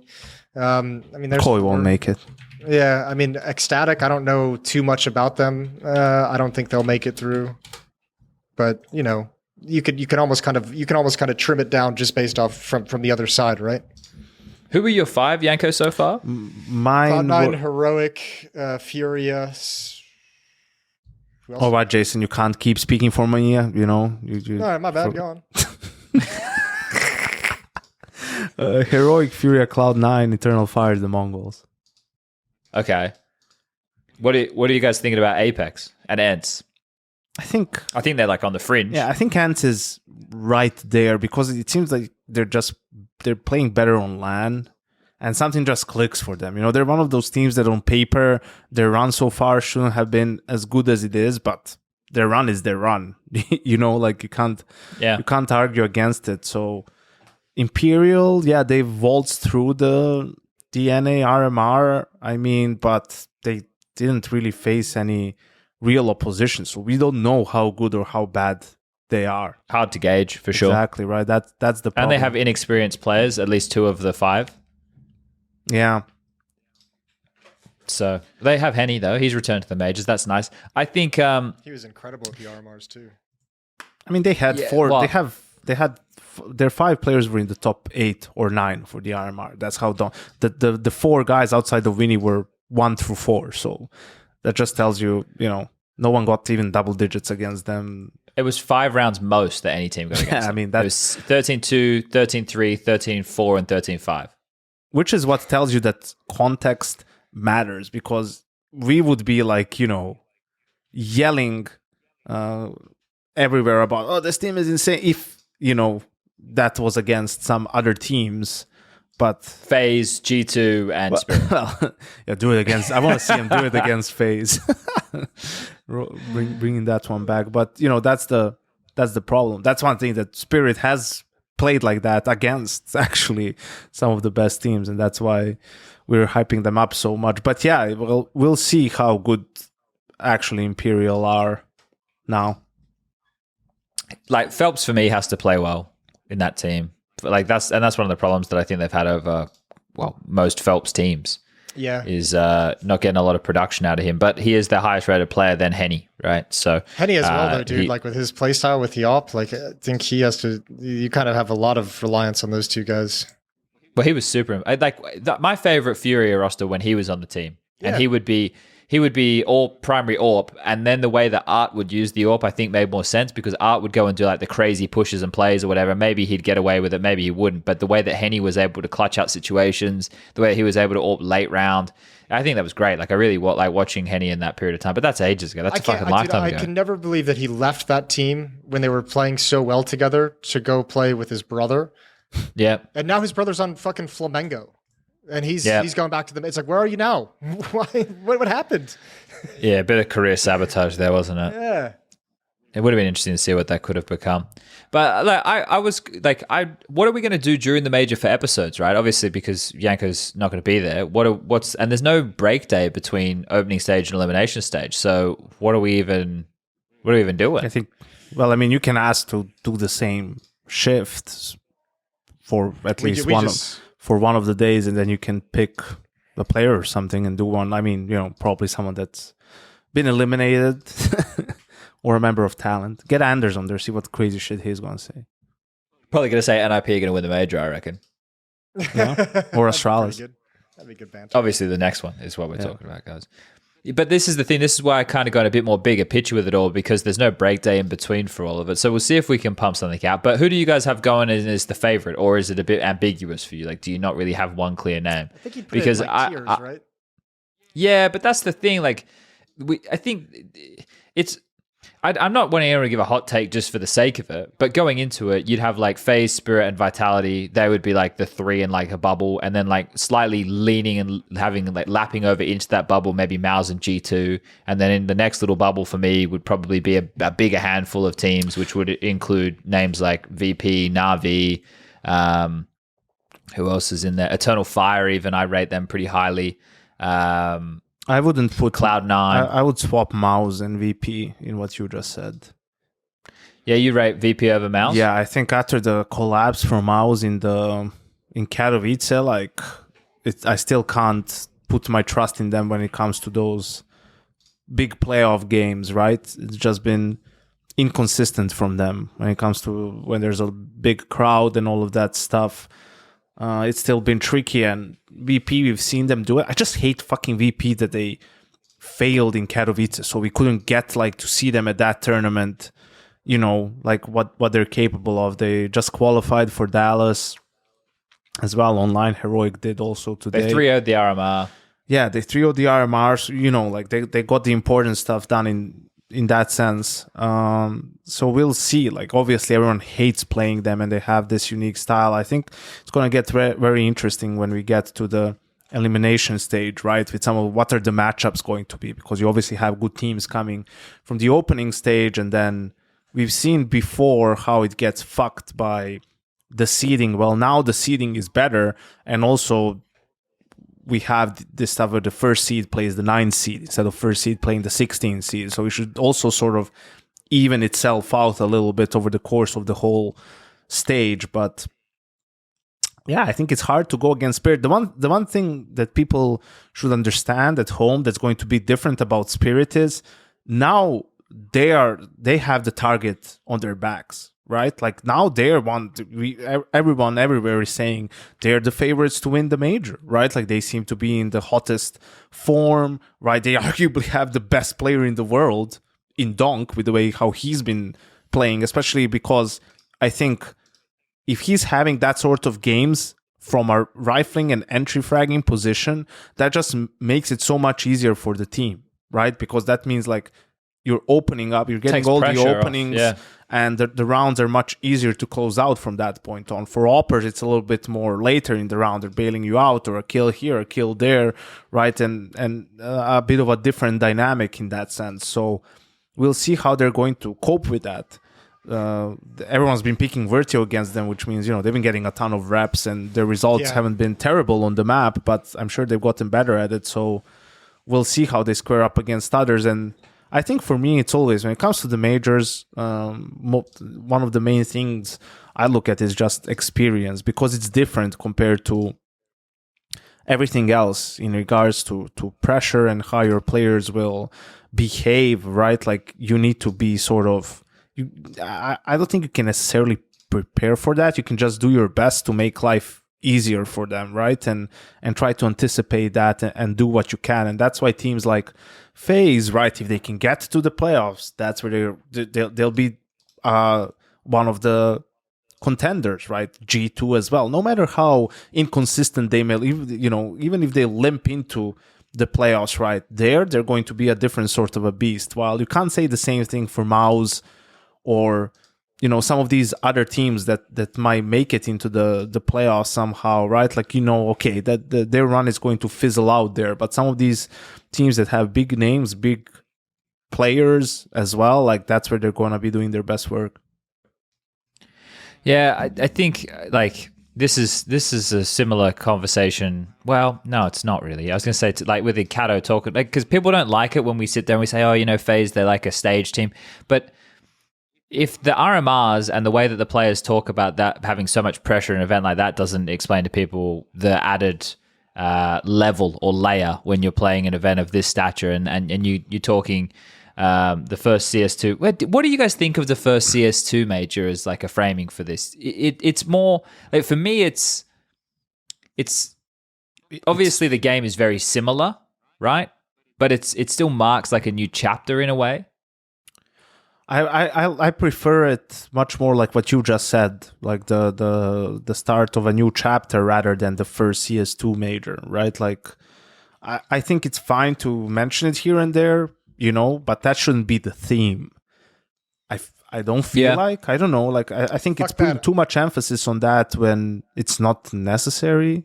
I'm going full Paris major on this one. As hard as we went in the last CSGO major, I'm going that hard in the first CS2 major. I'm fucking in. Every single death segment, first CS2 major, every single statement I make about a player, first CS2 major, I'm fucking The first days of the first CS2 major. Yeah, it's going to be beautiful. What a fucking clutch. The first clutch at the first CS2 major. Unbelievable work.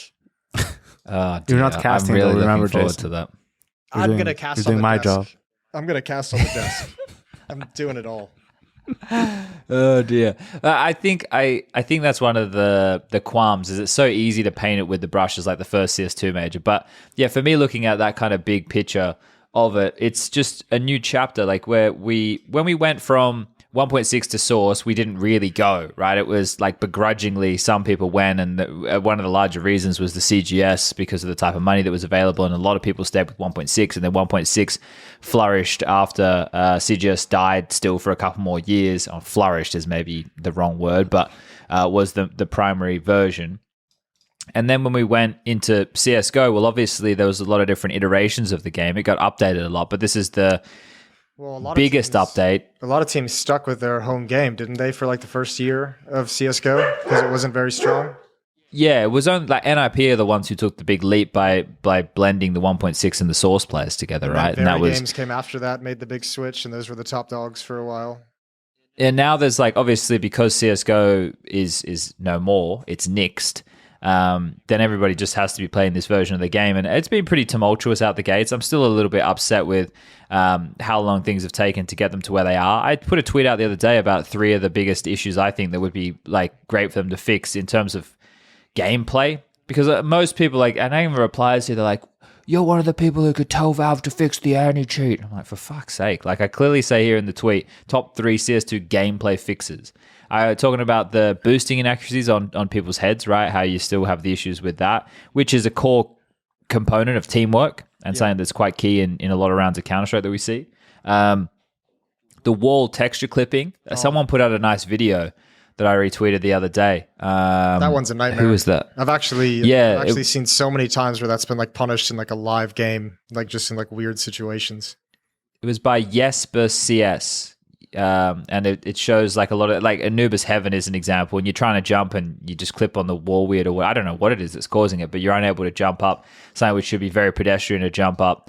And then the third and final one is that molly smoke interaction where you can stand on the fringe of the smoke in the molly, like, and because I guess the smoke is still covering the flames, you don't burn, but you have a full line of sight. And that kind of just completely defeats the purpose of having like a smoke molly combo for anything. If players can just walk out the cusp of the smoke and have a line of sight, especially in certain scenarios like mid on Ancient, it gets abused a lot. The A-Site on Ancient, you could abuse it a bit. I'd love to see those things fixed. There's a lot of other things like GoTV being buggy with the way the animations and the guns look, and there's lots of other stuff that'd be great. We're still missing a bunch of different game modes. The cheating problem for the casual player who are playing any form of Counter-Strike, like Arms Race. People are fucking cheating in Arms Race at the moment. It's insane. I played one game. I saw your clip. That was one game, Jason. I played one game. And I was like, well, I'm not playing anymore after that. That's enough. I've learned my lesson. Wingman as well, didn't you? Yeah, fucking Wingman, bro. And people were like, well, of course it's Wingman. I'm like, what the fuck? Like, what type of sad cunt is cheating in Wingman? Like... Yeah. I'm having a hard time with it these days. I haven't even played like a game of CS in a while. I hop in and do like some refrag, some utility work, kill some bots, and do some crossfire peaks, and then I go spread democracy. And you can find Refrag. That's refrag.gg. Casey Foster will take your money. Don't worry, Pimp and Elijah will also be there. Jason with free promotion for refrag.gg. Yep, free. But I can get paid in looking back. What's the word? Looking back? Retrospect. I can get paid in Retrospect. I don't know. Hindsight. You're going to get paid? Hindsight, Retroactively is what you're... Yeah, that's the one I wanted. Thank you, Yanko. This guy's on the fucking desk, dude. I'm not... I can't believe it. People are just fucking with me. The world is just... Everything's a simulation, man. Anders was right. Hashtag Anders was right. You know I'm in a bad mental state when I'm saying that. Anders was right. You'll start eating tuna pizzas next before you know it, mate. See if you I actually did. I actually kind of enjoy every one time in like 6 or 9 months. I do have a tuna pizza. Like it's not the worst thing out there. Gross. Just a weird craving sometimes. What else happened, James, Jason? You did the showdown, Jason. That seemed like a ton of fun. Yeah, I was hosting that. So Bro, it was so wild. Like just seeing these teams like play that a week before the major and like not really care. Yeah, I never know. Well, that's the thing. I never know how to frame those events when like I'm working them because like you obviously want to do justice to the event and to the circuit that like Blast is putting on, but there is like always that background knowledge of like it's not that they don't care, but there's like other things. There's a bigger goal in mind than this event. So on some level it is kind of like a practice, a sort of training, maybe testing a couple things. Also, poor fucking Liquid having to fly over. Yeah, them, Complexity, and Imperial were all jet lagged as fuck. Yeah, but at least Complexity and Imperial will stay, and stay in Europe and keep playing. I was really confused by that because like the way they had it set with the bracket was like they did it like by sections, right? And like there were 4 sections to these brackets since 2 teams went on. And it was like one section of the bracket didn't even play for like the first 2 or 3 days. And I was like, why wouldn't you have put the NA teams coming from the RMR on those later days? Like why did Liquid have to like get forced to play like the day after they land? Like Cadian got to his house at 8 p.m. the night before and they played like the second game that day. And it's like, why didn't they get put to the games tomorrow? I was just, that stuff was confusing to me. But, I mean, also I was like surprised to see that it's all the teams together. It was like split. NA and EU were separate. I wonder if they would have put them all together if the spring finals were in NA again. Yeah, they changed that. Normally they've just done the online and they've done it by region. I don't know. I didn't know that information either. It depends where the finals are, in which region. Well, it's drifted a bit, hasn't it? It used to be LAN, now it's online. This is more expensive for them. They have to pay for teams to fly to Europe. They have to pay for their accommodation, probably like where they're going to play from as well. Why would you be doing that and then still doing all the production online and stuff? Just keep it the way it was. It's lower cost, but it was all weird. Who knows? Maybe they're setting something up for next year. But at least they got the 2 good teams make it. I mean, Spirit and Saw. I guess cool for them that they'll have at least one more event. Did you guys see their dates they released for next year? For Blast, and ESL as well. Yeah. But Blast, I know, like they have like a bunch more events that are like 2 weeks long. I think they're changing their entire circuit. Well, they have instead of like the Showdown is going to be like, I mean, it's probably not going to be the Showdown, but that's 2 weeks now instead of 1 week. So they got 2 weeks more in the calendar. This is pure speculation. I'd like to repeat that for the people in the back. 100% pure speculation. But pure speculation. I do not think that they will have a circuit the way it is like right now where all the events tie together. I think they're all going to be standalone events. That would be my I don't think guess. it can be. Why not? Like, well, they'd have to change the format, but like, you know what I mean? Like, there's not going to be like a group stage to a second stage to a final. There's not going to be a circuit. I think they're all going to be standalone events that in itself will have a group stage and a playoffs. I think, that seems to be, I don't know. Am I just making this up? Like, don't we have some form of information where we think that the events are going to play a large part in qualification for the major at the end of the season? Wait, say that again? I think it's just... Well, the events can't be partnered anymore, right? Right, but you could still So have a circuit of some kind, right? Like you could, in theory, you could still run an event that would qualify you to one of your future events. You just can't have like Well, an I don't official know. business. I don't know how that works either. I don't know. I'd love some information on it. That'd be nice. But I don't soon. think Blast is going to do that anyways. I think it's just all going to be standalone events, more ESL style, where like here's an event in this location, here's an isolated event in this location, here's an isolated event in this location. The 2-week ones are bigger and more important than the 1-week ones, and this is the way we're doing it. You know, I want to be in the. That's what I'm going to be in the era of Valve out in Copenhagen. I'm going to ask all these questions about this tournament because they're obviously still trying to work it out. Because I want to know. It actually plays a huge factor in how the entire circuit and season is going to run. Like it's kind of a cool idea too, because like isn't this kind of what we've kind of speculated in the past that we'd really like to see is like where events kind of feed in, and that is the circuit is feeding into the major instead of 5 circuits feeding into their own TOs tournaments essentially. It removes the murkiness of what you were just having issues with regarding the Blast Showdown, right? Because if the end of the season is what we're ramping up towards, and I don't know what the type of buffer or break, I don't know if there'll be counts for your seeding at the next major. Yeah. And I don't know if there'll be some form of like an RMR or qualifier, to make up a certain portion of the teams or whatever, and that takes place like a couple weeks before the major, and then the major happens. I don't know. I really don't know. But if that's the case and there's a cutoff and we know like this event contributes to this or however it's going to work, who the fuck knows? That's great because then it's not worrying about the Blast Showdown affecting an event that isn't for like, 3 months? The Blast Showdown's in the end of June or mid-June or some shit like that. The Blast Fall Finals, Spring Finals. Jesus, Christmas. But yeah, like, and it's happening now. And by the time we get there, the rosters might be different or whatever. Yeah. Everything will make a bit more sense, at least I would hope. We'd hope. And that's the biggest thing. And I also think towards the second half of this year, we're already starting to shift in that direction thanks to the Shanghai Major being the last event of the season, ending on the 15th of December. So we might already get to see and reap some of the rewards of that trending in hopefully in a more positive way.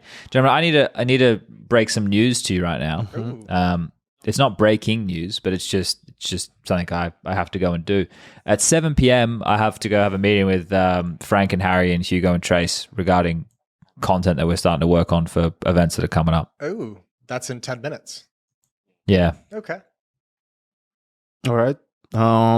Well, hey, it's been a great episode. Love No, but we can keep going. Like I'm just saying, in 10 minutes, I have to bounce. I agree that Blast is going to change the way their circuit looks. It's not going to be the same, but it's weird that the first 2 events are 2 weeks long, like the one at the start in the middle of the season, and the final one is 7 days.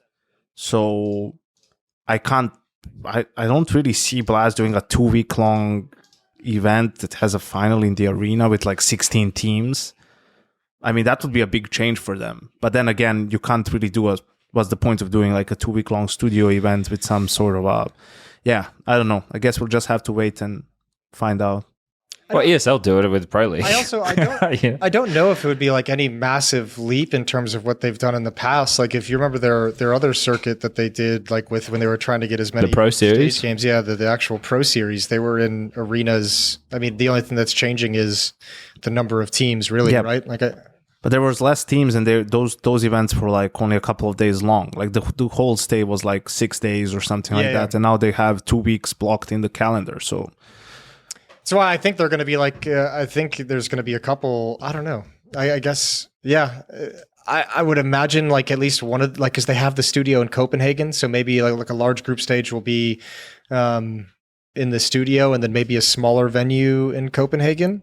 I imagine we're going to get some arenas in different That'd locations. be cool. Yeah.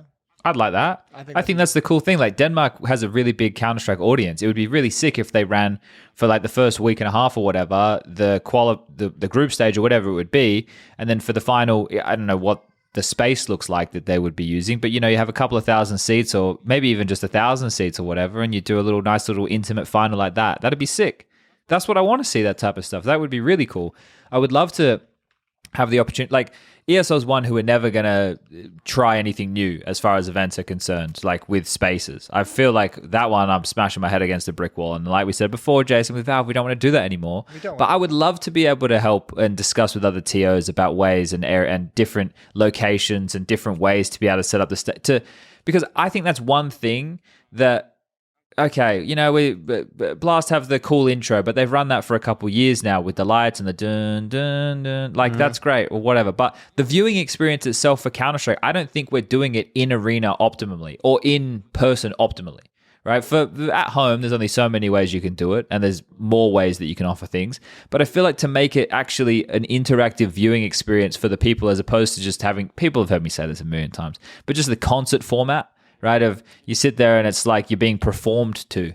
It's a fucking competition. It's a head-to-head. Let's get it up at a fever pitch. Let's make it feel like these players are completely surrounded, right? Even if it is only a couple of hundred or 1,000 or a couple of thousand people, it doesn't have to be 12,000 people all the time. We don't have to get on the fucking the 6 o'clock news on Channel 10 and have some dry-ass reporter who doesn't understand video games who's 60 years of age going, and tonight, thousands of nerds around Copenhagen came out to watch. It's like, fuck off, mate.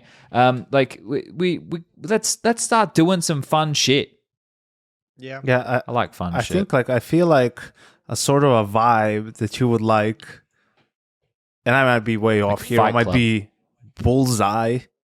You'll see, pun intended, with darts. Yeah. Darts can get pretty wild, man. Darts is fucking sweet. People dressed up, having beers, and having a great time. Yeah, and they get like, I mean, it's not rowdy. I feel like that's too much, but gets pretty, like, obviously we would get like when a guy hits a 180, everything 180 exactly, right? Like that's a nice little clutch or a fucking ace or something. Like for those moments, obviously the crowd gets more crazy more often in Counter-Strike, but yeah, something like that I think could be cool. I think when people realize smaller arenas but better utilized is the name of the game, like, and perhaps like better thought out 360 arenas, like that could be interesting. Problem is, it feels like it might have to be a bit more custom of how they do it, and maybe that's why. But to think about how much money they put into building these stages and stuff, like, I don't feel it's out of the realms of possibility.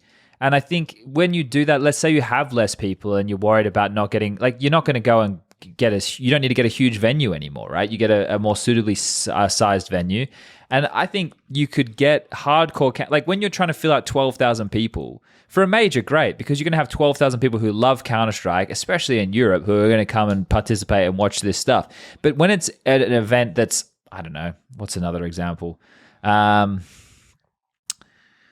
Just an event that isn't a major, right? Like Cologne seems to fill out, Katowice pretty much. But like the Dallas, right? Like, dude, let's do something. Let's experiment a little bit with Dallas. Let's come up with a different sized venue and be able to like even with something like Sydney. And I know we're not going back to Sydney this year, but that type of an event, you can. What's the it's like 5,000 to 6,000 people, something like that. Even if it was only 4,000 to 5,000 people, and you had a different setup with how rowdy and crazy that crowd already is, you could get exactly the type of environment I think would be great. Just someone let me design a stage with seating and stuff around it, and let's fucking build it. I'll do it for free. Don't do that. Not for I'll free. do it for free, Jason. Don't do that. That part of your career is behind you, Chad. Yeah, Chad. Thanks, guys. You're really helping with the public labeling of me that's going around at the moment. I think that's behind you as well. Yeah. Yeah. All right, Yeah. well. We've got 5 more minutes, Jason. Don't you fucking Yeah, cut milk this him, short. Jason. I was going to Milk let him Chad for take what it's a worth. 32-year-old Jason. piss. Fuck's sake. Oh, Jesus. Yeah, we'll get back to your milking table, Jason. You used that any time recently? No, it's been collecting dust. But, we'll get When's there. maybe you'll get it for like your anniversary or something. Yeah. 5-year anniversary. Your wedding anniversary.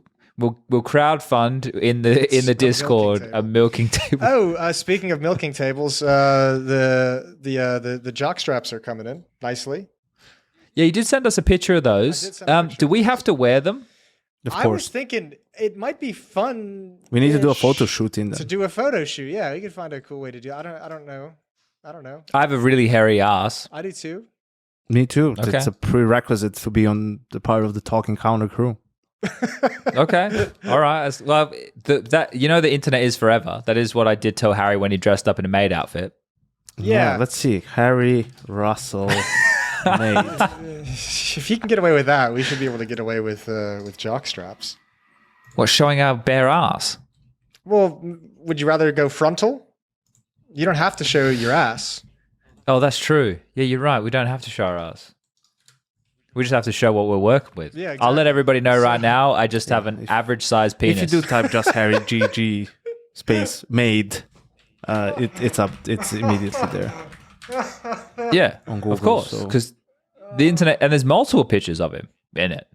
I can see two of them back to back. He fucking loves it. There's one of him which is a bit of an oopsie's face, and the other one of him taking a selfie in the mirror in the bathroom. Now, if we could just combine the picture of him in the Mayday costume with him getting squirted in the face with sun cream. Now the sun cream. Yeah, that would be a good combo. That was great. That you everyone loves a bit of humor of that regard, don't they? Should I stream during the major?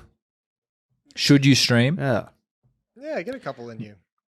Well, I think people would be interested in hearing your takes on what's going on. You could get Kassad in there with I you. need to start a poll on our Discord to see whether people would prefer co-streaming the stream or just like GoTV going through GoTV. games. Yeah. So I did some of the create or space create.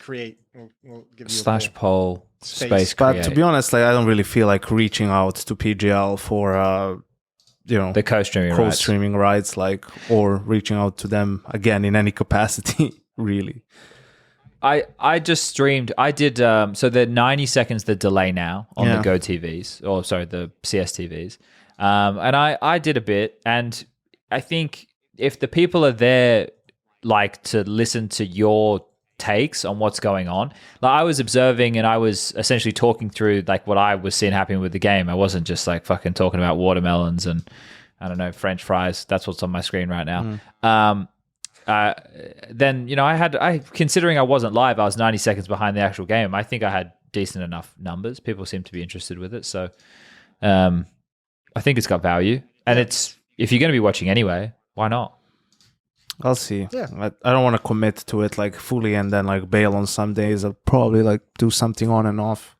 Dude, just do an impromptu one day. See how you like it. Just don't even. That's what I just whack it on when I'm feeling it. Yeah, and then you can It's a see game if I'm you- interested in. if you enjoy it enough to like actually schedule and live up to a routine. Yeah. Gentlemen, Pick a cool game. I have a dream. I have a dream that one day in Counter-Strike, I will be able to pay for a pass that gets me CSTV access to any professional match of Counter-Strike that is on at any time of the day so that I can watch that Counter-Strike any goddamn way that I want. And for that pass, I would be willing to pay anywhere from $5 to upwards of $100 a month, Jason. That's my dream. My dream is to one day have access to all of the CSTV IPs so I can watch Counter-Strike my way. Hallelujah, brother. Amen, brother. All right. I'm going to go to this meeting now. All right. Yep. Have fun. See All ya. right. Bye, guys. See you, chat.